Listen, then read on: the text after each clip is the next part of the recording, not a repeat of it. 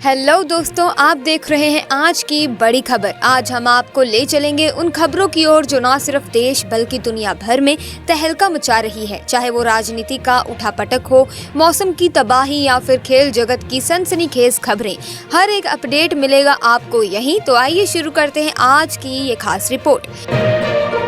PM Narendra Modi Semicon India expo उद्घाटन के लिए ग्रेटर नोएडा में होंगे। ग्रेटर नोएडा के एक्सपो मार्ट में हो रहे इस महा आयोजन में शामिल होने के लिए 26 देशों की कंपनियां पहुंची हैं। पीएम मोदी के साथ वहां यूपी के सीएम योगी आदित्यनाथ भी मौजूद रहेंगे। कांग्रेस चीफ मल्लिकार्जुन खड़गे ने सोशल मीडिया में पोस्ट कर कहा, मेगा मोदी अडानी घोटाले की जांच सेबी द्वारा की जा रही है। सेबी चीफ के पास हितों के टकराव के कई मामले हैं। कांग्रेस पार्टी ने अब ऐसे कई मामलों का खुलासा किया है। वहीं राहुल गांधी ने कहा कि मैंने जितना हो सका उतना लोगों की आवाज बनने की कोशिश की है। हमें समझना होगा कि क्या हो रहा है, लोगों से बात करनी होगी और फिर वे जो कह रहे हैं उसे गहराई से समझना होगा। इसी के साथ सीएम ग्रिड योजना फेज 2 के तहत नगर निगम इंदिरापुरम की 4 सड़कों को मॉडल बनाएगा। इस संबंध में निगम मुख्यालय में नगर निगम, जीडीयू, विद्युत निगम, जल निगम, बीएसएनएल के अधिकारी व आईजीएल जियो टेलीकॉम कंपनियों के प्रतिनिधियों के साथ नगर आयुक्त ने बैठक की। वहीं अब खबर है दोस्तों कि चुनाव को लेकर केंद्रीय गृह मंत्री अमित शाह साहेबगंज से अभियान शुरू करेंगे। इसको लेकर भाजपा के सभी नेताओं ने बैठक की। गृह मंत्री अमित शाह यात्रा की शुरुआत कर बांग्लादेशी घुसपैठ से हो रहे जनसंख्या में बदलाव को मुद्दा बनाएंगे। वहीं प्रतिबंध के बावजूद मुख्य सड़कों पर बेधड़क दौड़ रहे ई रिक्शा पर शहर में परिवहन विभाग ने व्यापक पैमाने पर कार्रवाई की है। 5 प्रवर्तन टीमों ने शहर भर में अभियान चलाकर 31 ई रिक्शा सीज किए, जबकि 104 का चालान किया गया। इसी के साथ हिमाचल प्रदेश की राजधानी शिमला के संजौली में हिंदूवादी संगठनों के प्रदर्शन को देखते हुए भारी पुलिस बल तैनात कर दिया गया है। बता दें कि उग्र प्रदर्शन की आशंका को देखते हुए प्रदेश की सभी 6 बटालियन को संजौली में तैनात किया गया है। पाकिस्तान के खिलाफ हाल ही में बांग्लादेश की टीम ने 2 मैचों की टेस्ट सीरीज में ऐतिहासिक जीत दर्ज की थी। टीम ने दोनों मुकाबलों में पाकिस्तानियों की उनके घर में मात दी थी और सीरीज पर 0-2 से कब्जा जमाया था।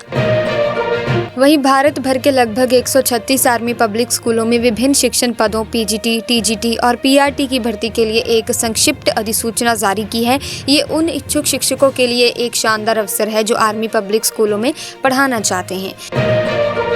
Association of mutual funds in India यानी कि AMFI के आंकड़ों के अनुसार अगस्त में इक्विटी म्यूचुअल फंड में कुल 38,239 करोड़ रुपए का निवेश आया है। ये जुलाई के 37,113 करोड़ की तुलना में 3.3% अधिक है।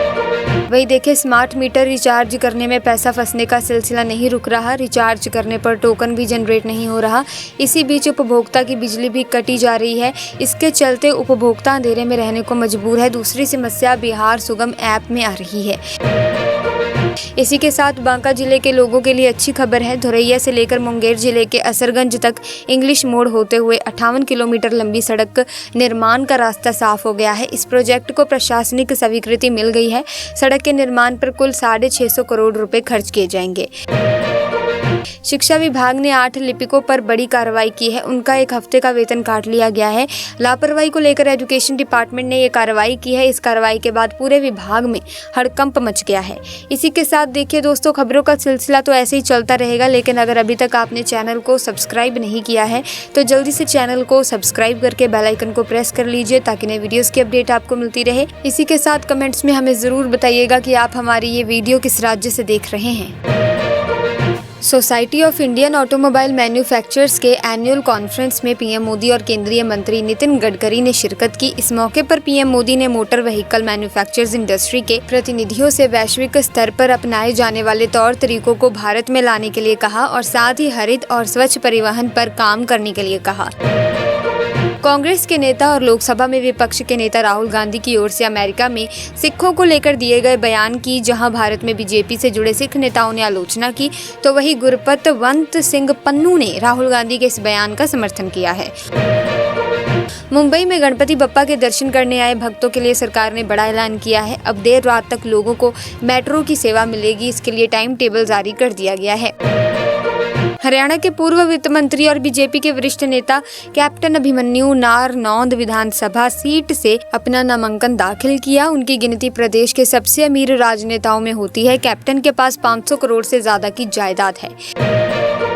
श्री राम जन्मभूमि तीर्थ क्षेत्र न्याय के महासचिव चंपत राय ने अनुमान जताया कि अयोध्या में भगवान राम की जन्मभूमि पर बने मंदिर के परिसर में जारी निर्माण कार्यों से वस्तु एवं सेवा कर यानी कि जीएसटी के तौर पर सरकारी खजाने में करीब 400 करोड़ रुपए जमा होंगे।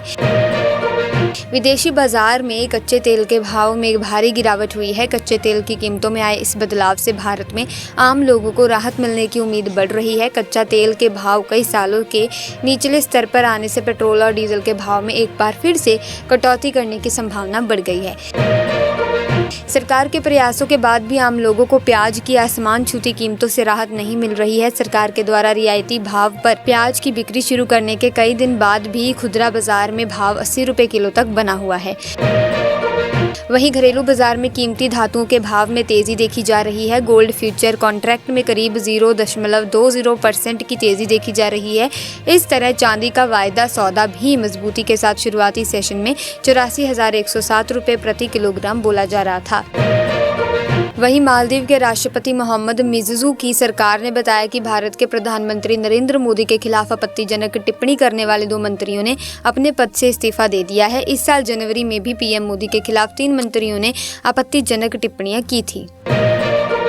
बिहार की राजधानी पटना में साल 2013 में गांधी मैदान में हुए विस्फोट मामले में पटना हाई कोर्ट ने 4 दोषियों की मौत की सजा को आजीवन बदल दिया है। 4 दोषियों को पहले सिविल कोर्ट ने मौत की सजा सुनाई थी। वही देखिए दोस्तों, अगली खबर दिल्ली एनसीआर में भूकंप के हल्के झटके महसूस किए गए। भूकंप का केंद्र पाकिस्तान में था। इस्लामाबाद और लाहौर में भूकंप के झटके महसूस किए गए। रिक्टर पैमाने पर भूकंप की तीव्रता 5.8 दर्ज की गई है। शराब नीति केस में भ्रष्टाचार से जुड़े मामले में सीएम अरविंद केजरीवाल की न्यायिक हिरासत 25 सितंबर तक बढ़ाई गई है। दिल्ली की राउज एवेन्यू कोर्ट में उन्हें वीडियो कॉन्फ्रेंसिंग के जरिए पेश किया गया। इसी के साथ केंद्रीय मंत्री एचडी कुमारस्वामी ने कहा कि इलेक्ट्रिक मोबिलिटी प्रमोशन स्कीम 2024 जो इलेक्ट्रिक दोपहिया और तिपहिया वाहनों को प्रोत्साहन प्रदान करती है, इसको फेम 3 को अंतिम रूप दिए जाने तक बढ़ाया जाएगा। साल 2018 में अंडमान निकोबार द्वीप के एक आदिवासी समूह ने एक अमेरिकी टूरिस्ट की कथित तौर पर हत्या कर दी थी। सेंटिनली ट्राइब को दुनिया के सबसे अनछुए समुदायों में रखा जाता है, जिसका बाहरी दुनिया से कोई संपर्क नहीं। मालदीव के राष्ट्रपति मोहम्मद मुइज़्ज़ू जल्द ही भारत की आधिकारिक यात्रा करेंगे। उनके प्रवक्ता ने ये जानकारी दी। राष्ट्रपति कार्यालय की मुख्य प्रवक्ता हिना वालिद ने मुइज़्ज़ू की यात्रा का ऐलान किया। बहराइच में बीती रात एक भेड़िए ने 11 साल की बच्ची पर हमला कर दिया। हमले के बाद वो भाग गया। घायल लड़की को इलाज के लिए स्थानीय सरकारी अस्पताल मेहसी में भर्ती कराया गया है। हमले के बाद से लोगों में दहशत और बढ़ गई है।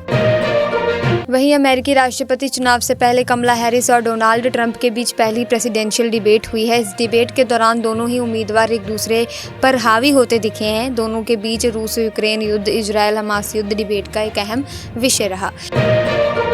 इसी बीच आम आदमी पार्टी ने हरियाणा चुनाव के लिए 11 उम्मीदवारों की एक और लिस्ट जारी कर दी है। इसमें बीजेपी के बागियों को भी टिकट दिया गया है। आम आदमी पार्टी ने अब तक कुल 40 उम्मीदवारों के नामों की घोषणा की है।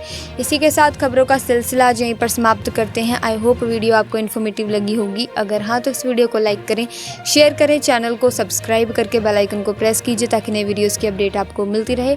मिलेंगे जल्द ही, तब तक के लिए धन्यवाद।